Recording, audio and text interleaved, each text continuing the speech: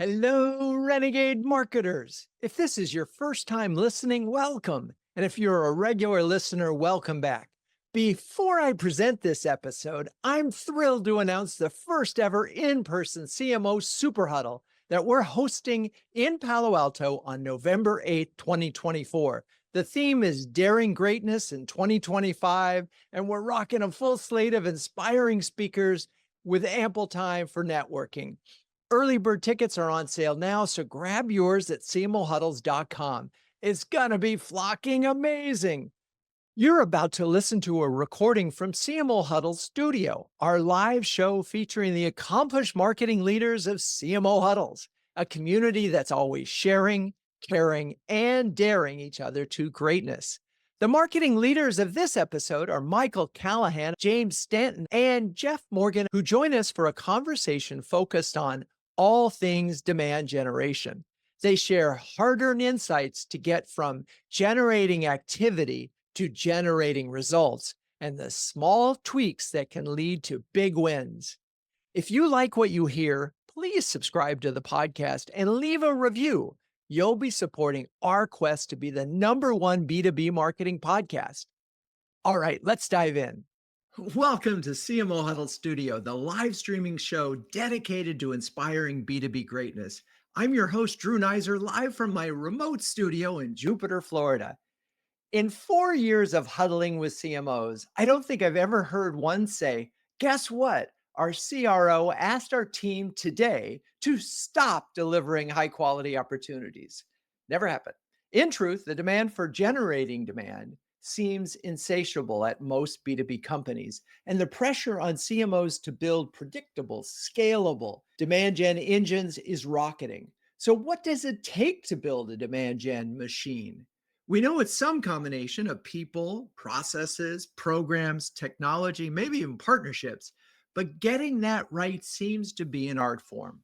Fortunately for you, we have three formidable demand gen artistes with us today. And with that, let's bring on Michael Callahan, CMO of Salt Security, an API security platform, and returning guest who previously appeared on the show to discuss cybersecurity and product-led growth. Hello, Michael. How Hey, are you? Drew. And where are you this fine day? Good. I'm doing great. I like the introduction as an artiste. Thank you. I am here in bright and sunny Dallas, Texas today. I love it. Well, you're gonna paint this picture like an artist to help all these other folks who are listening or watching how to do this. And now it's interesting because you've been at Salt Security for 6 months, and I'm sure job number one was assess the demand gen strategy. Can you talk a little bit about how that process went? Yeah, absolutely. And it was, I mean, because ultimately what we're all doing in marketing is we're helping to build demand, right? And create the pipeline so that we can close business to drive the business. One of the things that I did was look at the funnel. So I just like at a macro level, what kind of conversions am I getting from leads coming in all the way through? And one of the things that I found was we were getting a ton of meetings, but they weren't converting to deals or opportunities. And it turned out that there were two reasons for it. One of them was the way that we were incenting not only our internal team, but also externally. So we were using gift cards as an incentive. And what I found was our own team was focused on getting the meetings versus getting qualified opportunities. That wasn't the right incentive because we had hundreds and hundreds of meetings, but they weren't turning into opportunities. And at the same time, we found that because we were using this incentive of a gift card, people were coming for an hour and it was worth it to them to get $100, $150, but they would never re-engage. Right. So it's interesting because it gets people's attention, but it didn't really work. So we eliminated that. And then, well, are these even people that we should be talking to? And so we went back and did kind of a basic, what is our ICP, and found that we were casting way, way too wide of a net. So the change we made was to change those incentives, but then also focus more on the ICP. So do some technographic filtering and some demographic filtering to really target who we should be targeting. And we saw conversion rates increase kind of across the board. Oh my God. So I want to break those down just real quick because what you pay and what you pay for is going to drive results. So the way you incentivize teams, and we've seen it so many times. In the old days, we used to talk about, marketing just generating leads. And of course, we all now call MQLs useless, really. But that's a great example, as there could have been a lot of MQLs at that moment, right? So incentives and getting that incentive structure right. And you don't often think of the marketing person sort of getting in there, but hey, you're fresh eyes. Why not? I think it was interesting too, Drew, that it was this double-sided incentive, right? It was we were incenting people to come talk to us, and they were like, "Sure, an hour, $150 gift card, great, I'll do that." And then we never hear from them again. And then internally, we were focusing our own reps on just getting that meeting, Right. but not how do we get a qualified out. So both sides of the incentive was wrong. And it's so funny because I think of the classic sales thing. Oh, just get me a meeting and I'll sell. Well, it's not true. You No, got to get a meeting with the right person that's who right. is in fact at a stage in time where they're ready to have a conversation and interested Yeah, in the problem that you solve. So, exactly. and now let's talk about narrowing the focus a little bit, because I think that's also Yeah. really interesting and important. Because, there, I suppose some folks would say, well, you get too small and you're not reaching enough people. How did you sort of find those folks? And you talked about sort of techno filtering. Talk a little bit more about how you narrowed it down. Yeah, yeah. So we went back and looked at where were we most successful, and where were there companies that had the biggest need for what we do, and we found that they had some technology similarities, right? They were using technology, not our technology, but other technologies. So in our particular case, I'll just give you an example. We do computer security. There's something called an API gateway, which just tracks APIs you use to have applications communicate. And we found that if they had certain API gateways, they were more likely to need our solution as well, right? Because they've kind of already pre-qualified that they're in there, they know what's going on with APIs, they have some kind of interest there.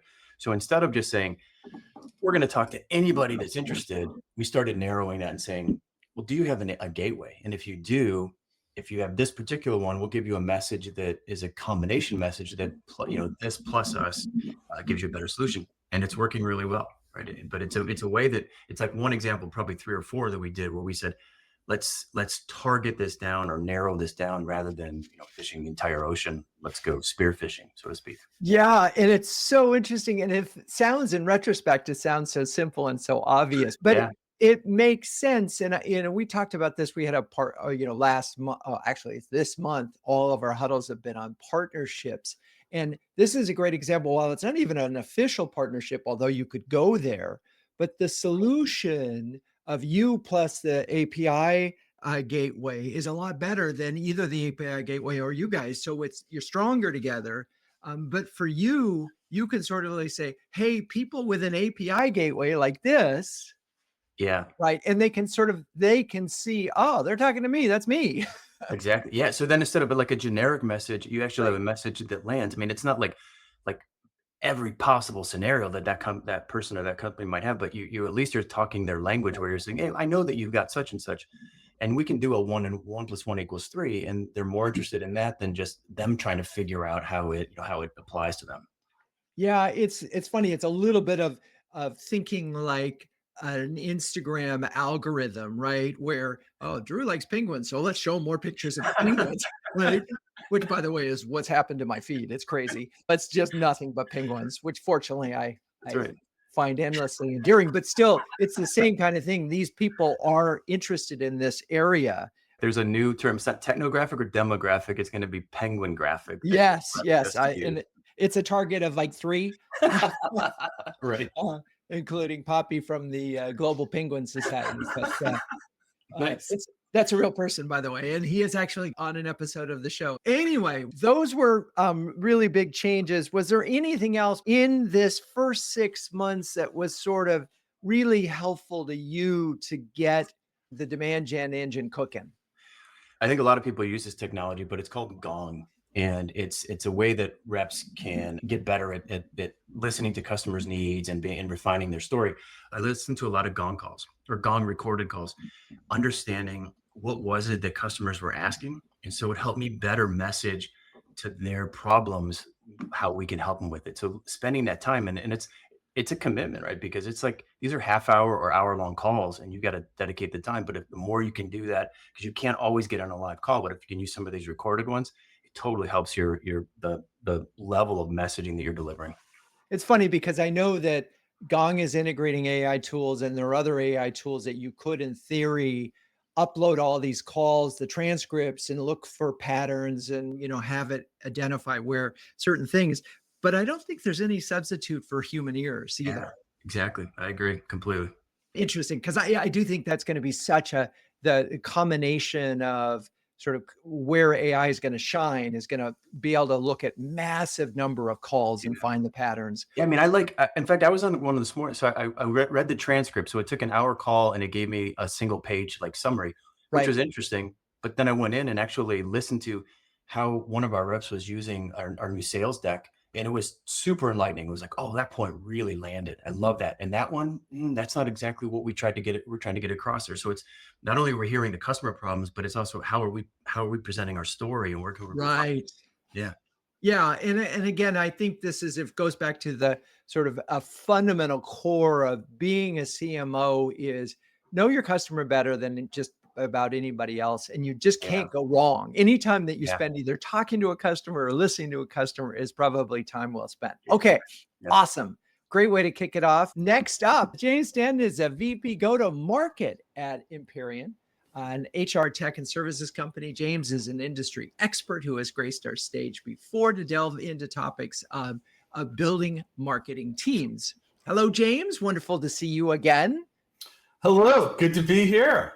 First of all, how are you and where are you? I'm doing great. Typical, right? Head of marketing, a bit overwhelmed, but hey, aren't we all? And I'm coming to you live from Charleston, South Carolina. Awesome. All right. Well, we are definitely leaning on the southern part of the country today with me down in Florida. So anyway, I did notice that your title, VP Go to Market. Do you want to talk about that? Sure. I could talk about that. Made a bit of a purposeful change in my team, I guess, sort of towards the end of last year to go from marketing to go to market, really in an effort to reflect all of the work that we were doing to not only take things at the end and of the process and just, market them, but also to think about how we are bringing things to market, how we are, of course, positioning and driving, opportunities, but then what's the underlying structure? And within my team now, we have sales revenue operations as well as inside sales. So when that addition came to my team, that's when we made the change. Right. And it makes, it makes a lot of sense because it is a slightly different and broader perspective on, it's about going to market. And so now where does customer success live? It lives in us all, Drew. But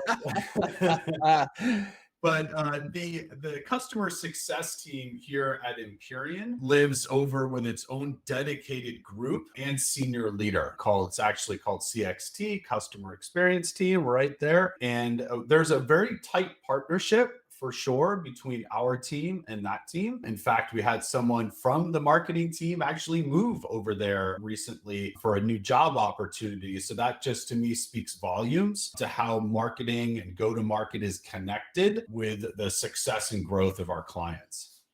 Very cool. Okay. And I asked that for the listeners. I asked that because often when you talk about go to market, you talk about the combination of product and sales and marketing and customer success and revenue, if you will, revenue ops in the same sort of motion. We are heavily involved in the experience, supporting the experience of the clients. As an example, it's our team that takes point responsibility for our annual client show, right? Which is a few hundred folks that we bring together. So we are pretty intimate in supporting that team, but the success rate of the engagement itself, the subscription dollars that are spent with us, that stewardship comes from our CXT team. Got it. Okay. Well, I sort of pushed this off topic, but not really, because I do think these things are connected. But let's talk about the evolution of your demand gen engine. You heard a little bit about some of the things that Michael discovered. Curious in you looking at how your demand gen has evolved over the last year. For sure. And I may even rewind a little bit further than a year to see how we've evolved. When I joined here at Empyrean a few years back, there were great deal of spend happening on what I would call more traditional demand gen tactics, right? Spending on paid advertising and keywords and things like that, that was generating activity, but wasn't generating results, right? Early on, I asked the person that was responsible, show me the data, what's going on? And it was very high on dollars going out, very low on attributable, support of opportunities that were getting won.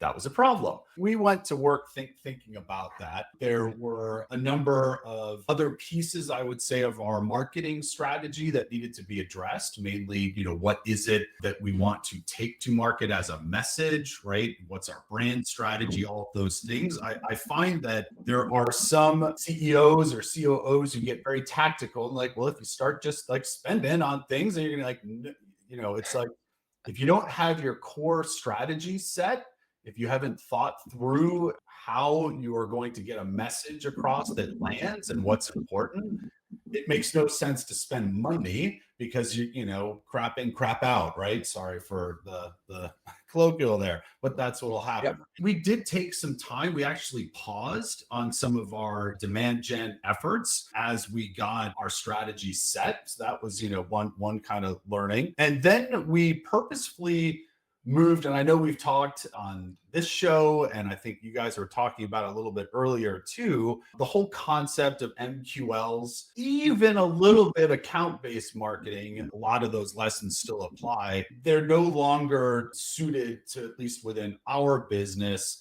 a proper or efficient or effective way of driving demand. Not every one of the companies out there is going to be like us. So I'll explain that because I think it's important to understand how we are taking our game plan and making it real. And that first step is by understanding exactly who you're selling to, right? And getting super crisp and clear and clean on exactly which buying centers you want to get in front of and what your ideal client profile looks like. Ours is tight enough because we sell to larger companies and we know the buying centers exactly that we want to get in front of, that we can wrap our arms around that in Salesforce. So that's why I think less about MQLs or even less about account base, and it's more about opportunity generation, right? There should not be an account, and my sales team probably, if they listen to this, will be rolling their eyes a little bit because I heard this, but there should not be any accounts in Salesforce that we are not 100% sure that we want to sell to, right? That's the work that we ask of our sellers to do to know your territory. Now, we in marketing on the ops side will complement that, right? We'll help fill in some of the gaps on some of the firmographics and potentially identify some folks that you should talk to. We have an ADR team that will also get to work helping with that. With that in mind, right? So if you think that for us, we're starting with our arms around the serviceable market, that's where we spend money on, right? So we start thinking about generating demand. What I'm trying to do is take those certified accounts and create pre-qualified opportunities in the sales funnel. So that's the work that we do. I'd be happy to talk more about what that work is, but I'll stop there to see if you have a question. I know Jeff is waiting for us to go over to him, but let's put a little meat on a bone. We've moved from strategy to targeting and a very specific with these pre-qualified ops. Maybe share just the highlights of a campaign that you've done that sort of has applied the lessons that you've learned over the last couple of years. Well, actually, I was telling you one, I was thinking about this webinar, and there's one that the origin is awesome and the execution left us with some work to do, right? So it might be a practical. So in our business, it's really important to be listening, as any business, right, to what's going on in the market. And we hear a lot of really good intel from the advisors who are part of the channel, right? So you think about a channel approach. There's a number of folks that influence our deal. We talk to them and we clued in through what we were hearing from advisors and what we were starting to see in sales deals that was funneling up through our team. We try to be super collaborative with our sales leaders and our sales directors to get insight on how the deals are going and what you're winning and losing. And there was a particular competitor that we could tell was really struggling, and that was confirmed. That was great intel that helped us to build, and I won't name it, but a knockout campaign, right? And the knockout campaign is one that we did put to work with the group of companies that we knew were considering or might consider this particular competitor, or perhaps had that competitor in place. And we're, with the knowledge that we have gained through our listening channels, it was a super tight content, punching just a couple of things that went out. And the good news is that we were getting some traction. The bad news is that we had made some mess ups in HubSpot. And so everything was getting caught up. Amazing. So we'll have to come back to that, because I do want to get into that, because a lot of this is about making some mistakes. You had a great idea, you executed, but there was some back end work, and that matters. And that's sort of the thing. But we got to move on to Jeff Morgan. Okay. And so we'll be back with that. So welcome, Jeff, the head of marketing of Elements, a wealth tech SaaS platform for financial advisors, and who has previously joined us on the show to discuss top of the funnel challenges. So hello, Jeff. Welcome back. How are you, and where are you this fine day? I'm doing very well this fine day. I'm in Salt Lake City. So you've heard what Michael and James talked about. Talk a little bit about how, what you heard and how Elements demand gen evolution compares. Okay. Well, a couple of things that I thought were interesting that they mentioned. Michael was talking about how gift card incentives were leading to less than qualified sales meetings or demos. One of the things that I learned in my agency days was that if you pick the right incentive, that sometimes it actually enhances the call. So An example of that was that I worked for a company that sold medical billing software. And so they were always trying to talk to physicians about implementing this billing software in their practice. And so the incentive, instead of a gift card, what we would do is give away this ICD-10 coding guide, which is something that they have to buy every year in order to do their medical billing. So if they were interested in the guide, they were interested in medical billing. And so the incentive, which was like a $200, $300 guide, would actually pull the right people in at the right time. So I just thought I'd bring that up because it made me think about, like, gift cards. Yeah, they probably aren't a great idea most of the time, but if you pick the right incentive, it can be really good. And then, yeah, I'm really interested in hearing, maybe discussing in a minute, more about this idea that MQLs are dead. My perspective, I guess, maybe it's the way that we use MQLs, but it's really just a signal of their buying stage, and it lets our outbound SDR team know who's more qualified to call and try to set up demos with than others. And so I'm interested to hear why that's kind of become passé. It's not something that people are using to measure. What they're not doing is talking about it with anybody, because it's a stop along the way. Get from MQL to opportunity, and the business needs to focus on opportunity. If the board, for example, is fixated on MQLs, they have a problem. No one cares about that except me. I mean, and this is the argument that goes back and forth, is you can't get to an opportunity without, that lead progressing somehow. And so an MQL is in theory, it still has a role. It just doesn't have a role for anybody but you. Yeah. And certainly not something that you would ever want to incent against. Right. Yeah. Right. Totally. And I think that's another important part of it, because if you incent against this, and a lot of marketers used to do that, it's problematic. Anyway, talk about a campaign or initiative that's been, when you're looking at your demand gen evolution, that's been particularly successful, or maybe one that wasn't as successful, because I think we can learn from both of those. Yeah, for sure. Well, one of the things that we have had a challenge with over the last couple of years since our initial go-to-market is that our customer acquisition cost has been higher than we wanted it to be. And so one of my objectives for this calendar year is to find new and less expensive ways to generate demand. So what we decided to do was focus in on partner marketing.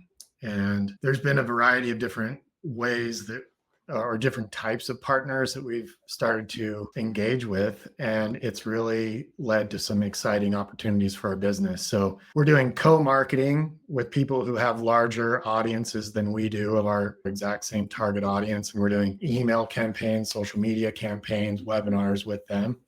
And we've seen some really big lead gen and demo days based off of those co-marketing partnerships. We've been putting into place some exclusive pricing and service agreements for specific organizations within our industry that have a lot of financial advisors that are a part of those organizations. And we've found there's like lots of smoke around that, and it's really driving a lot of demand there as well. And we're even doing some new product integrations that started with the co-marketing initiative. And then we found synergies between our product and some of the other products in our industry that we're doing integrations with that are opening up some really big opportunities for us. So I've always thought partner marketing was great, but it hasn't been a core part of what we're doing. And I've just been really excited about the success that we've seen so far.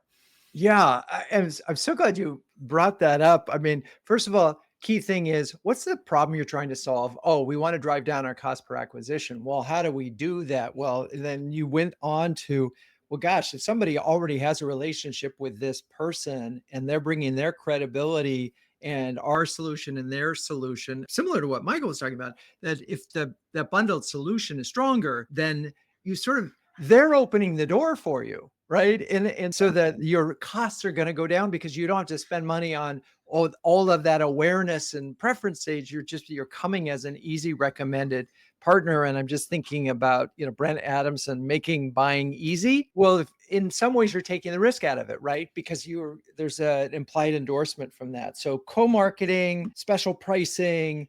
And this last point I wanted to sort of make, and this came up a lot in our partner things, is we all think that we're selling an individual solution, that we're special and we can go to market with it. But a lot of times in tech, you're not. You're part of like a combo of solutions. And to think of yourself as a standalone is probably doing your customer a disservice. Yeah, I totally agree with that. And it's interesting that you say that, because this focus on partnerships has actually led us to thinking of our product in a completely different way.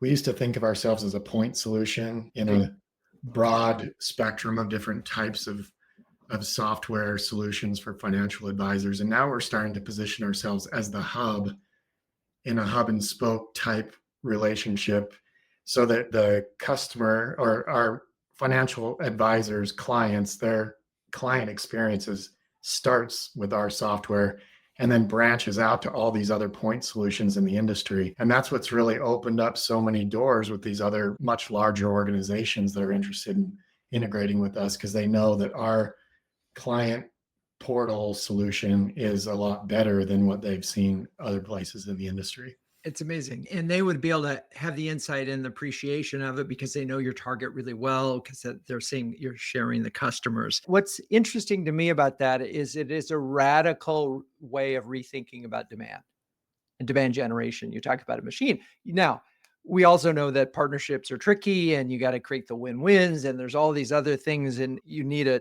different thing. But I love the fact, and just confirming these partnerships were marketing led.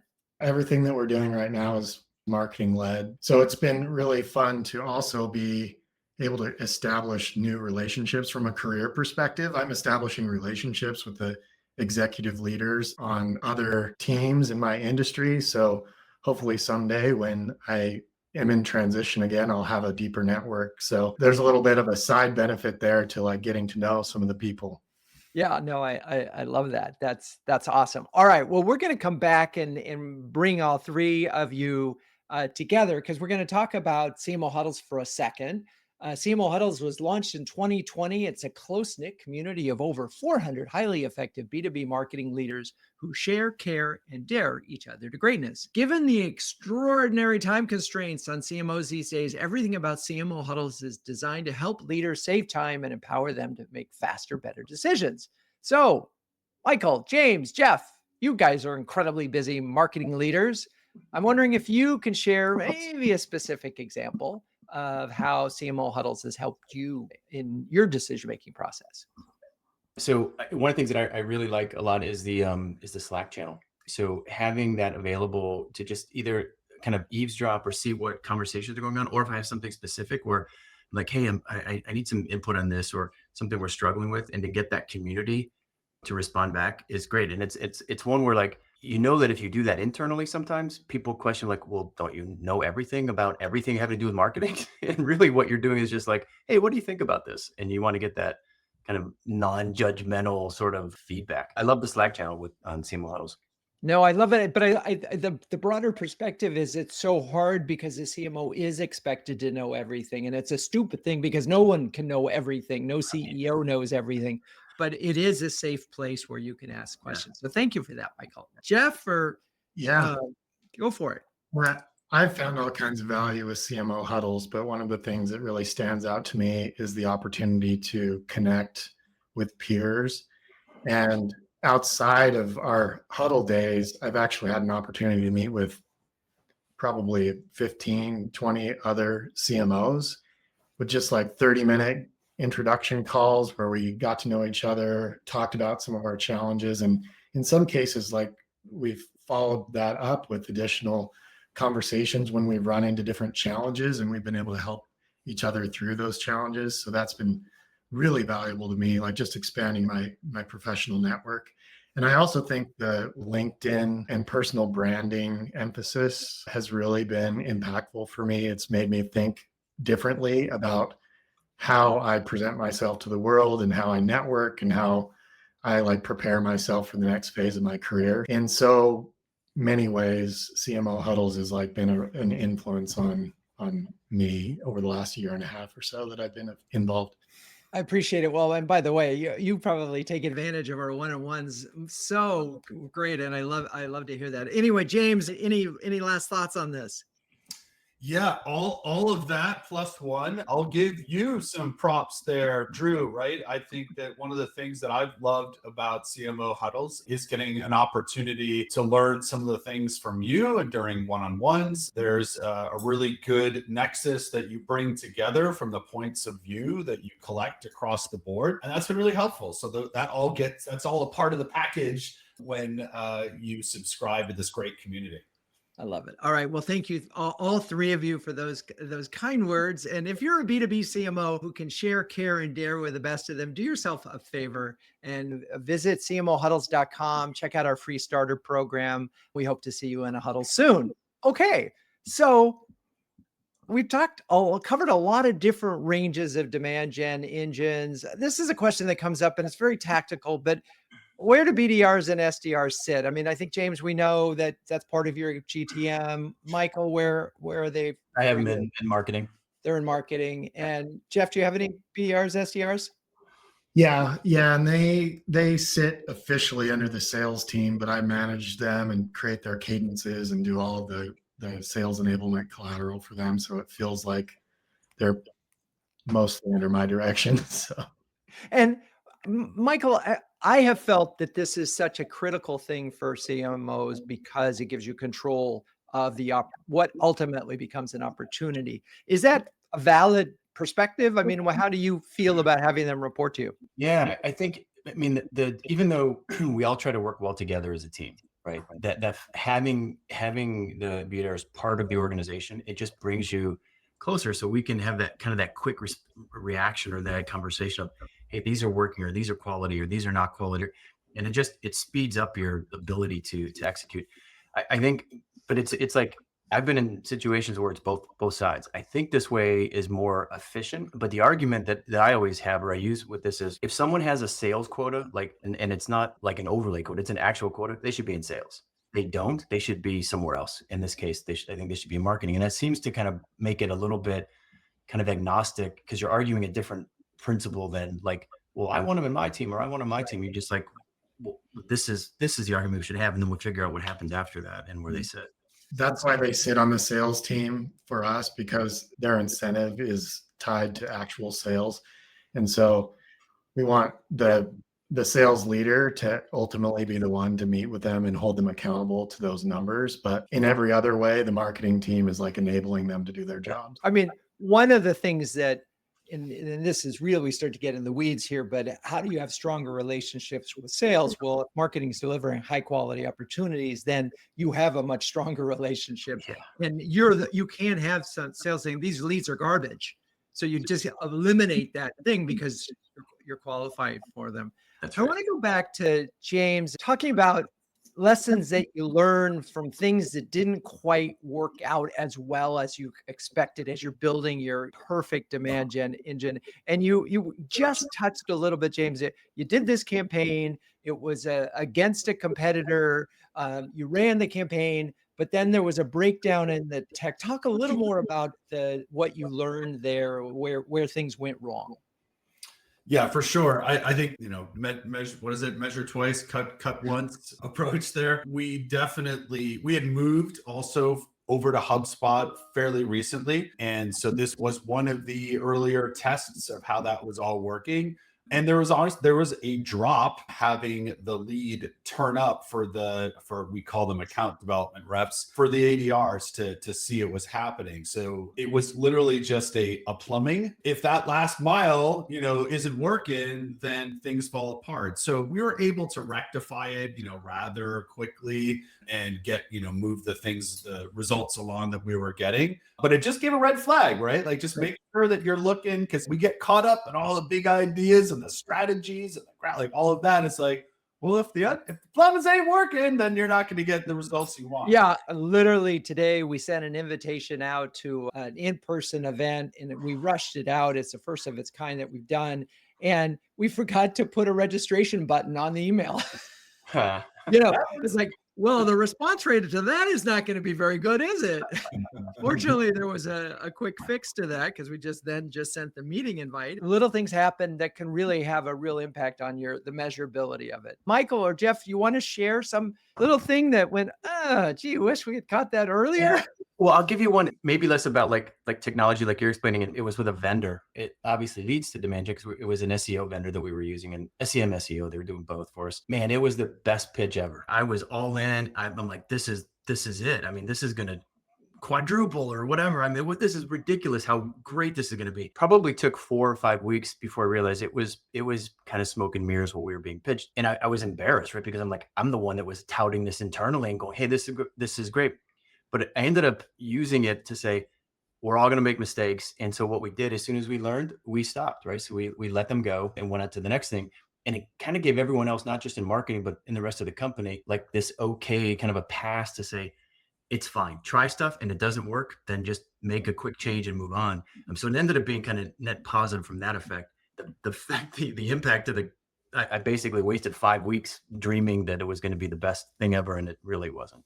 Yeah, well, but you tried. And what I love is that you did have that moment of acknowledgement. It didn't work because we got to do that. I want to keep moving along here. We've touched on technology a little bit in terms of MarTech stack. Jeff, you mentioned HubSpot and Salesforce. And I think, Michael, you also mentioned Salesforce. Can we talk a little bit about your tech stacks and just what's sort of in them, what's working for you right now? I'll turn that over for you right now, Jeff. What's your stack look like?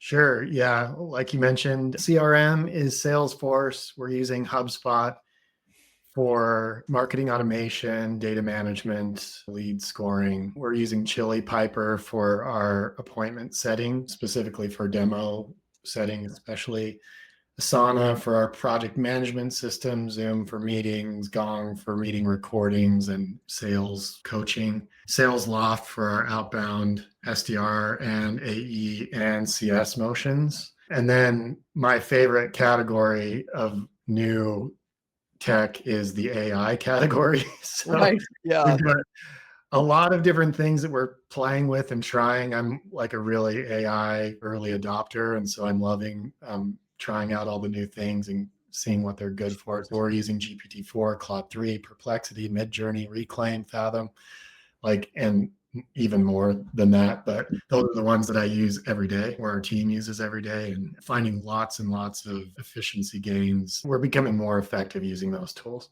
Well, you're going to want to try chathub.gg then, because that is an aggregator. So you can sort of put something out to like all 4 or 5 at a time. You will want to check that out. Michael, you heard the tech stack that Jeff ran. How's your same or different? Yeah, similar. So of course, Salesforce we use as our CRM, and we use Marketo as part of that. The reps are using Outreach. We've invested quite a bit in Sixth Sense. That's given us a lot of indicators for both the BDRs, but then also the ability to target. We're using Zoom Info. We were using a chat product that we didn't like very much on the website. We're switching to Drift. I think Drift is a lot better, and Drift has some cool new AI functionality, so you don't have to think about every possible scenario and what the question or the answer would be.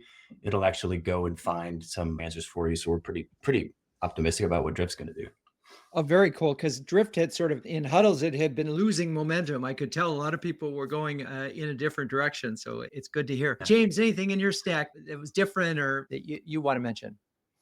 Yeah, it sounds like we're all kind of in a some similar tech stacks here, which is cool. Outside of the ones already mentioned, a couple that I like. One, we're big into participatory social media, so we use Octopost for that. That's been really helpful in driving some pretty significant growth of our LinkedIn community and followers. So I like that one. We use a fun little tool called Loop and Tie. I'll give those guys a shout out for our gifting. Really nice way that they go about it. Also very genuine in types of gifts, that collections like women-owned businesses or sustainable practices, charitable, right? So they've really kind of thought through a little bit more of the emotional as opposed to just the substance of the gift itself. And then some new things that were on all the AI stuff. Yup, I got people on my team. I don't even know. I'm signing off expense reports. Like, go figure it out, see what you like.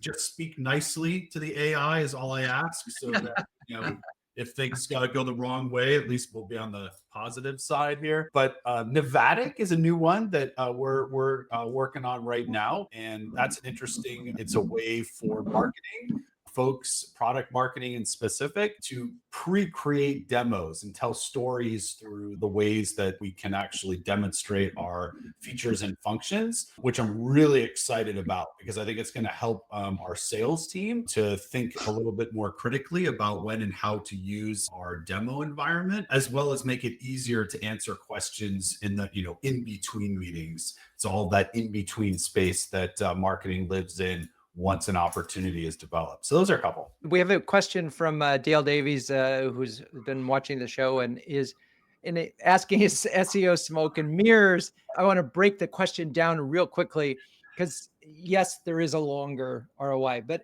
let me just ask this question. Is organic search driving high quality leads for your business? You can just raise your hand. Yeah, so it is. And I'll even talk to, since I was, I think, the one that said smoke and mirrors. So organic is driving search. And just to be clear on what I was mentioning there, it was the vendor. It wasn't the idea of SEO or SEM, search or display. It was the vendor issue in this case. And so you all raised your hand that SEO has value.